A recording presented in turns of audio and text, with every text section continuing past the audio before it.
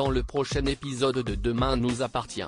Tandis qu'Alain Lehaut est vivant, Bart reçoit un coup de pouce du ciel. En parallèle, Tristan est de retour à 7. Attention, les paragraphes qui suivent contiennent des spoilers sur l'épisode de Demain nous appartient diffusé demain soir sur TF1. Si vous ne voulez rien savoir, ne lisez pas ce qui suit. Jeudi 9 février dans Demain nous appartient. Alain Lehaut et vivant. Patrick Faure a été l'éducateur de Mélanie pendant 6 ans. D'après ses collègues, Patrick et Mélanie étaient proches. D'ailleurs, la jeune femme l'adorait. Entendu par le commandant Constant, Patrick Faure le confirme mais prétend toutefois n'avoir aucune idée de ce qu'elle est devenue. Seulement, Martin ne le croit pas et l'accuse d'avoir manipulé Mélanie afin qu'elle provoque l'accident de Muriel. Patrick affirme alors que c'est faux puis déclare que sa femme est ce qu'il a de plus cher au monde.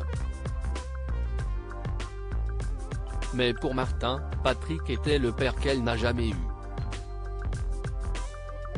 Selon lui, Mélanie le balancera malgré tout à la police lorsqu'elle réalisera qu'elle risque la prison à perpétuité. Quoi qu'il en soit, le commandant Constant n'a pas assez d'éléments et relâche Patrick Faure. Certain que l'éducateur entrera en contact avec Mélanie à sa sortie, Nordine et Aurore le prennent en filature. Après avoir rendu visite à sa femme à l'hôpital, Patrick va à son hôtel. Au bout de 2 heures, Aurore s'impatiente et appelle Georges. Grâce au bornage de son téléphone, le policier l'informe que Patrick a quitté l'établissement depuis une demi-heure et qu'il est dans le quartier des Métairies. Immédiatement, Aurore et Nordine filent sur place. Pendant ce temps, Patrick rejoint Mélanie dans une maison. Si cette dernière est heureuse de le revoir, ce n'est pas vraiment le cas de Patrick. En effet, il lui en veut terriblement d'être à l'origine de l'accident de sa femme. Pour sa défense, Mélanie explique qu'elle voulait tout simplement le protéger comme il l'a fait pour elle à l'époque. Comme elle est allée beaucoup trop loin, Patrick lui a pris des billets pour l'Algérie. Lorsqu'elle lui rappelle qu'il avait juré de ne jamais la laisser tomber, il rétorque qu'il a fait cette promesse à une fille bien et non à une meurtrière. C'est à ce moment-là qu'Aurore et Nordine débarquent. N'ayant plus rien à perdre, Mélanie saisit son arme et menace de se suicider. Heureusement, Nordine réussit à la désarmer avant de les arrêter. Au commissariat, la police scientifique est parvenue à mettre la main sur le téléphone portable de Muriel. Après l'avoir analysé, ils ont constaté qu'elle avait fait des recherches sur une petite ville en Espagne seulement 30 minutes avant son accident de voiture. Compte tenu de ces nouveaux éléments, le commandant Constant interroge encore Patrick Faure.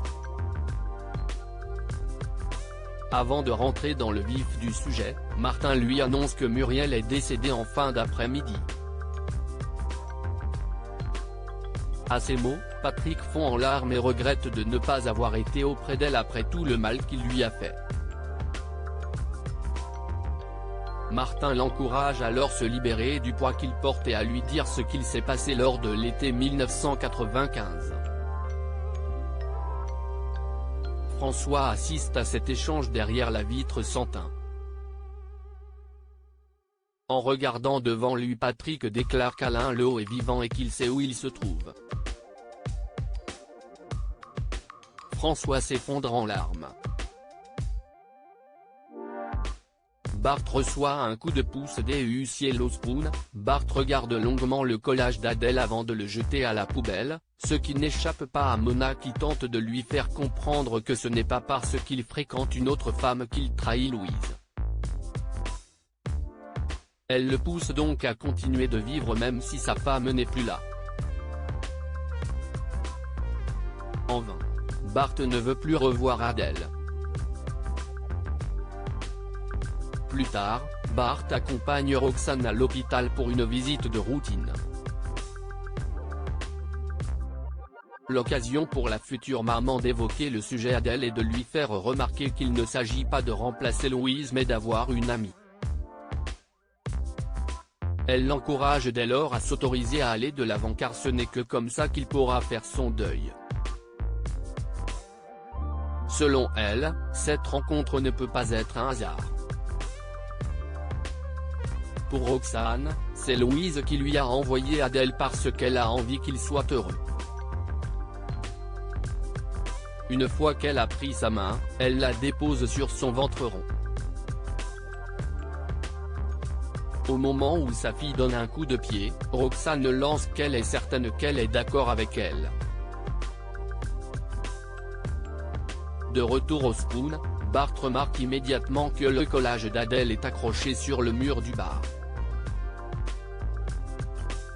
Il demande alors des explications à Mona qui prétend que la personne qui a fait cela a bien fait parce que ça égaye l'établissement. Après lui avoir signalé qu'il s'agissait de sa vie privée, Bart la somme de se mêler de ce qui la regarde. En fin de journée, Bart se rend sur la tombe de Louise et dépose un bouquet de roses blanches. Ses fleurs préférées. C'est à ce moment-là que l'esprit de Louise apparaît. L'occasion pour le fils Valorta de dire à sa femme combien elle lui manque. Comme il a du mal à s'autoriser à ressentir des choses, Louise lui fait comprendre que c'est idiot. Seulement, Bart s'en veut d'être en vie alors qu'elle n'est plus là. Mais pour Louise, il est vivant et doit vivre sa vie. Quand l'esprit de Louise disparaît, une coccinelle se pose sur une rose blanche. Tristan est de retour à cette. Sylvain a prévu une petite sortie pêche avec Alex, ce qui inquiète beaucoup Christelle. Si cette dernière craint que son mari fasse un malaise, elle comprend surtout qu'il n'a pas très envie de passer la journée avec elle. Sylvain prend alors son courage à deux mains et dit à sa femme qu'il n'en peut plus de rester enfermé entre quatre murs. Se rendant à l'évidence, Christelle laisse partir son mari non sans lui avoir donné quelques recommandations. Plus tard, Alex et Sylvain se rendent à leur spot préféré mais la place est déjà prise. En effet, Alex a fait une belle surprise à son ami puisque Tristan est rentré de Bretagne. Les retrouvailles se font dans la bonne humeur et Tristan leur donne des nouvelles de la famille Girard Couturier. Tandis que Solène remarche, Juliette suit quant à elle une thérapie depuis que son fils est en prison. Heureux de se retrouver, Sylvain invite ses amis à dîner et compte bien sûr sa femme pour cuisiner le poisson qu'ils vont pêcher. Manque de chance, la pêche n'a pas été fructueuse. Il passe donc à la poissonnerie pour acheter 3 belles dorades.